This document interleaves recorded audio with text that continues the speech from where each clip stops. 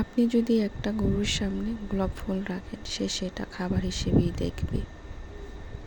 সে সেটার মূল্য কখনো বুঝবে না এর মন ছুঁয়ে যাওয়া ঘ্রাণ, কারণ তার চোখে এটা কেবল একটা খাবার ছাড়া আর কিছু নয়।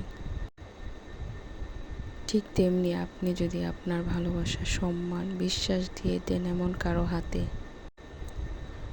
যে এগুলোর মূল্য বোঝে না, তাহলে সে শুধু অবহেলাই করবে, ঠকাবে, অপমান করবে।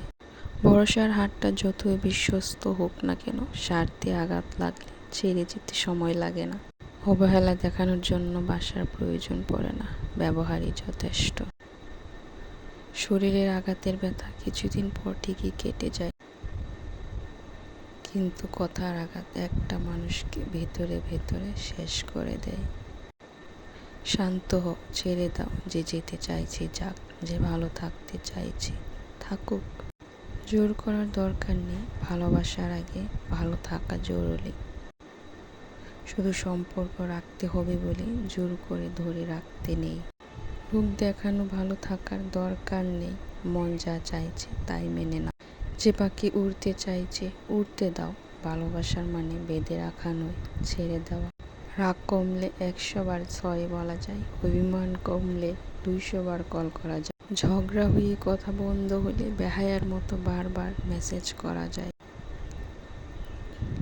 সব কিছু ঠিক করার জন্য অনুরোধ করা যায়, কিন্তু যে চলে যেতে চায় তাকে কি কখনো ধরে রাখা যায়?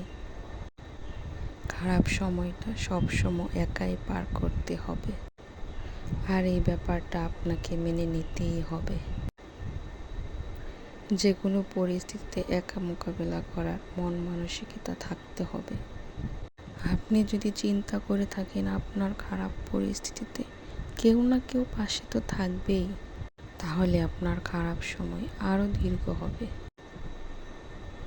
পথ চলার পথে একা চলতে জানা ভীষণ জরুরি। এমন না যে আপনার পাশে কেউ থাকবে না, থাকতেই পারে, তবে সেই আশাহত হলেই নিজেকে সামলানো কঠিন হয়ে যাবে। তাই সব রকম পরিস্থিতি একা মোকাবেলা করতে শিখুন। জীবনটা আপনার, তাই দায়িত্বটাও আপনার।